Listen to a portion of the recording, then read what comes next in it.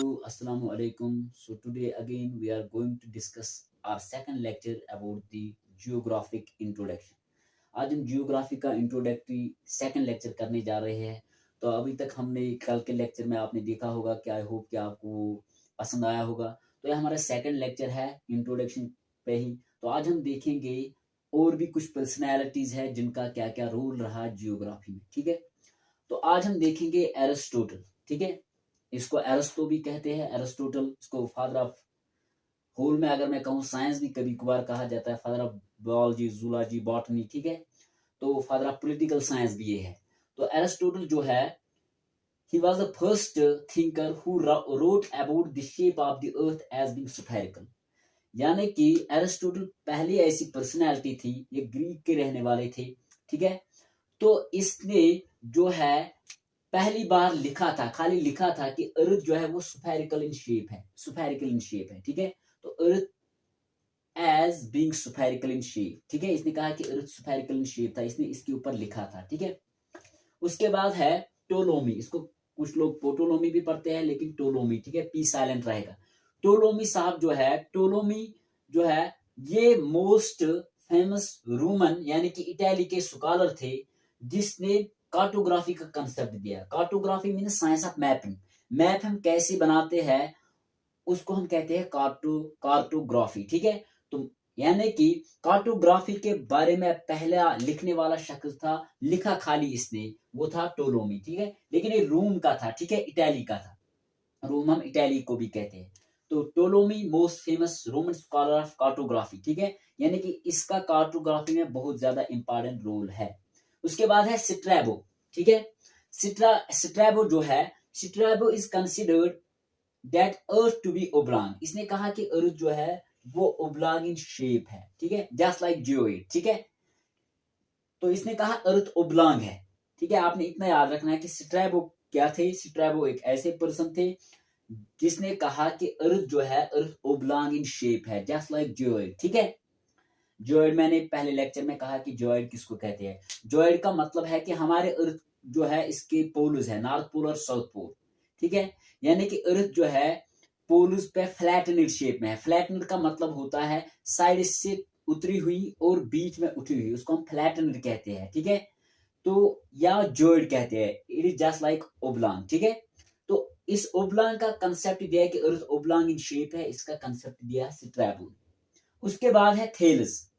Thales भी एक ऐसी पर्सनैलिटी है। थेलस जो है ये फर्स्ट स्कॉलर थे who tried to measure the whole earth. Eratosthenes का मैंने कहा, Eratosthenes was the first person who tried to calculate the circumference of the earth as well as the equator, but Strabo was the first scholar who tried to measure the earth. इसने पूरी अर्थ को major करने की कोशिश की अपने time में। ये इसका नाम है थेलस। ठीक है, थेलस। उसके बाद है एनेक्सिमेंडर। एनेक्सिमेंडर जो है, Anaximander was the first person who draw maps, जिसने मैप्स बनाने स्टार्ट किए। ठीक है, इसीलिए इसको ही is considered as the first cartographer. इसको कभी कभार पहला cartographer, cartographer means one who draws map, जो मैप बनाता है उसको हम कार्टोग्राफर कहते हैं। साइंस ऑफ मैपिंग को हम कार्टोग्राफी कहते हैं, मैप बनाने की साइंस को कार्टोग्राफी कहते हैं। लेकिन पहला मैप जिसने ड्रा किया वो थे कौन? एनेक्सिमेंडर, इसीलिए इसको फर्स्ट कार्टोग्राफर भी कहा जाता है। ठीक है, उसके बाद है और एक मोस्ट इंपॉर्टेंट पर्सनैलिटी, वो है Alexander von Humboldt. Alexander von Humboldt ये जर्मनी के जियोग्राफर थे। इसका कंट्रीब्यूशन बहुत ज्यादा है। दिस इज द रीजन, इसीलिए इसको कहा जाता है फादर ऑफ मॉडर्न जियोग्राफी।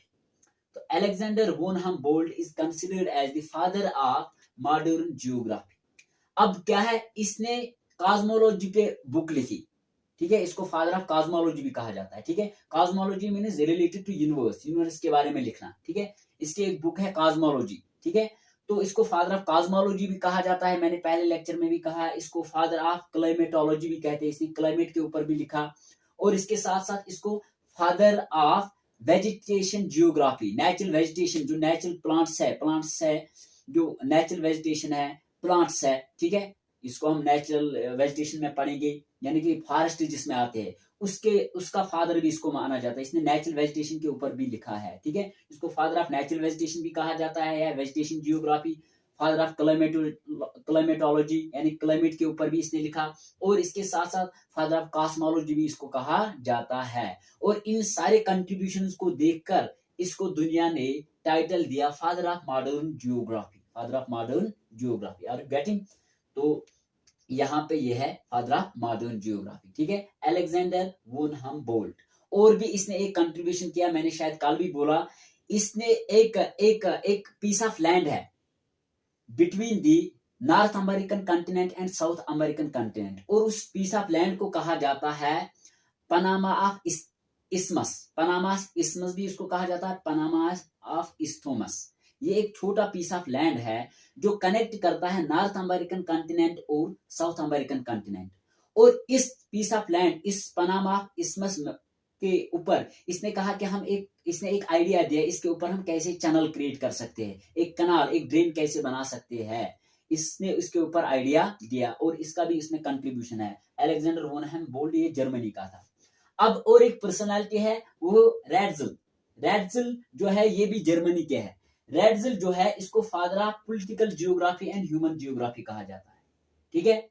इसको फादर ऑफ पॉलिटिकल जियोग्राफी, ठीक है, जो पॉलिटिकल बाउंड्री होती है कंट्रीज के बारे में, उसमें इसका कंट्रीब्यूशन है पॉलिटिकल जियोग्राफी। और इसके साथ साथ ह्यूमन जियोग्राफी, ह्यूमन इंसानों का क्या रोल है जियोग्राफी में, इसका भी इसको फादर माना जाता है, क्योंकि इसने एक बुक लिखी थी जिसका नाम था एंथ्रोपोजियोग्राफी। एंथ्रोपोलॉजी का मतलब ये है रिलेटेड टू ह्यूमन बींग्स, जिसमें हम ह्यूमंस की स्टडी करते हैं। एंथ्रोपोलॉजी एक सब्जेक्ट है जिसमें हम इंसान के बारे में पढ़ते हैं, इंसान के साइंस के बारे में पढ़ते हैं, ठीक है। तो एंथ्रोपोजियोग्राफी जो है इसने वो बुक लिखी है, इसीलिए इसको फादर ऑफ ह्यूमन जियोग्राफी भी कहा जाता है, फादर ऑफ पॉलिटिकल जियोग्राफी। और ये कौन है? रैट्जल, ठीक है।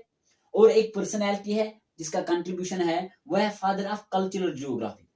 फादर ऑफ कल्चरल जियोग्राफी में रोल है कार्ल